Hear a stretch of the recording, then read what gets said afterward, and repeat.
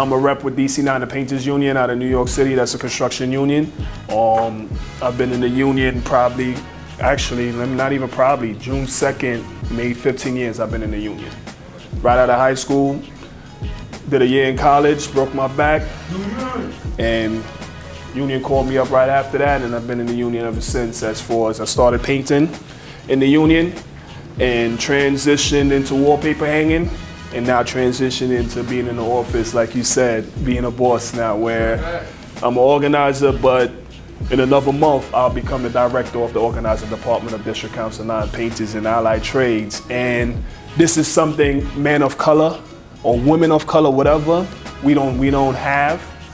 This is probably going to be the first in New York City in the construction trades as far as a black man being a director of a department.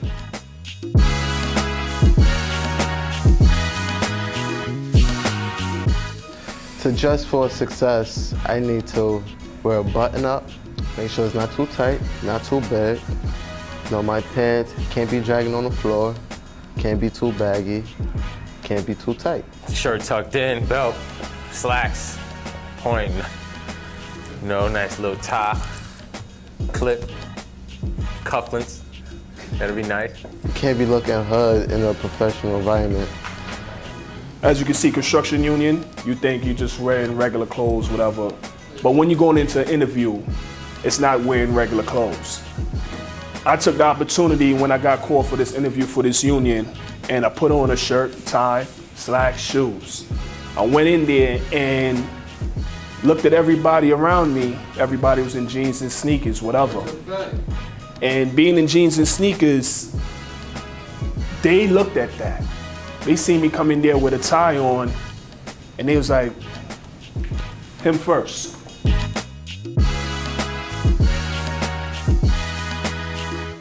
Eye contact is the most important thing because you really want them to know you mean what you say. You gotta keep the eye contact. You don't want them to think, oh, you just sidetracked, you come in here to feed them stories. That's not what you're here to do. So eye contact, to keep them focused on what you're talking about.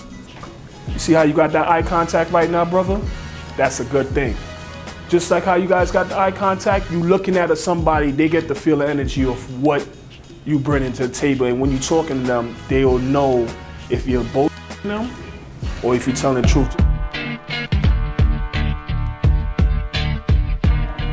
Being on time says that I'm not lazy, that I want to do this, like I really want to do this. Well, being on time says that I'm reliable and that I'm dedicated to my job and I'm serious. If I was on an interview and I came in late, being on time shows how much I care and show that I'm ready to work. Being on time says I am ready to do the job. Actually, you know, if they say be here at 7 o'clock, you be at 6:30, that means you be out the door at 4.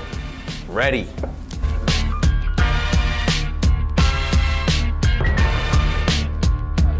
when you go in an interview, just because no matter what job it is, go professional. Right. Take it like it's you going to work in corporate Wall Street or whatever. If you are going to corporate Wall Street. Because we all here, you know, it could happen. It could happen because I never thought I would be in this position I'm in. I like working with my hands. That's why I went into construction. But my back being messed up led me in a different path. Now I'm working in the office. Didn't expect it, but like I said, you gotta change yourself to adapt to the situations you're in.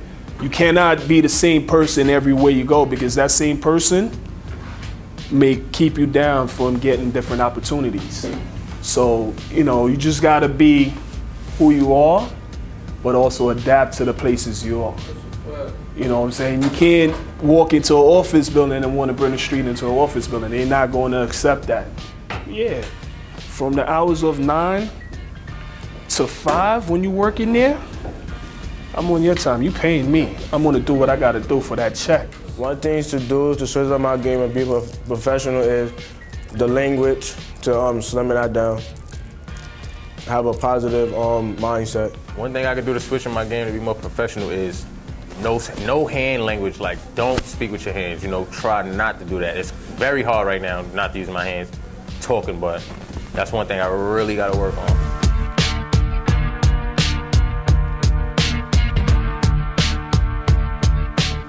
you go into something that you like doing. That's the smartest thing to do. Because whatever trade or whatever industry you guys want to get in, don't do it because the paycheck is good. Because trust me, I know firsthand, I started painting, I hated it. I woke up in the morning, I go to work. I didn't want to do it.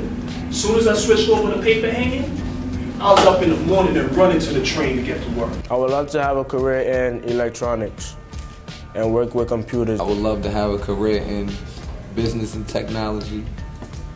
I would love to have a career in the animal industry. Don't do nothing to do it because of this, though. You gotta do something you like, because if you don't like it, you ain't gonna care about it, and you're gonna be right back to where you started. I would love to have a career in design.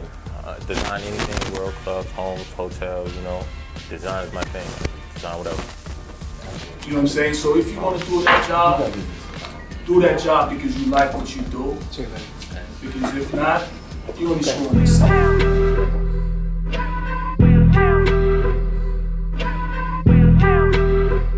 These things here is all how you carry yourself or how you approach everything. You can't just think people want to give anything to you. It's all what you're doing for yourself. And I went in there and I made a name for myself. Anytime they had a job, sometimes I was working Saturday in the morning, I'll be on my way home. I get a call from another company. Can you come in tonight and work for us tonight? I'm working Saturday night. I was making so much overtime Saturdays and Sundays. I had nothing to do. I was 19 years old, 20 years old. Making, what, $2,800 a week? And that's after taxes? A lot of my friends wasn't even seeing that. Half of them was looking at me like, yo, you don't even hang out no more. Now I'm getting this money right now. I'm gonna hang out later. I learned that you actually have to stay focused in this line of work because you will get sidetracked by a lot of your peers. A lot of your peers don't want you to do good. And even if they do want you to do good, they're not gonna help you do good. So, you know, gotta stay focused. I love seeing this because you guys seem like y'all taking y'all time to come here to do this. And that's what I like working with more, because you could be doing something else right now. But you here taking the opportunity to try to better yourself. So me seeing that, if I have an opportunity with a union, who do you think I want to call first? At least I know you will put in that time as an apprentice in the union and do what you gotta do, because now you just sat through this program.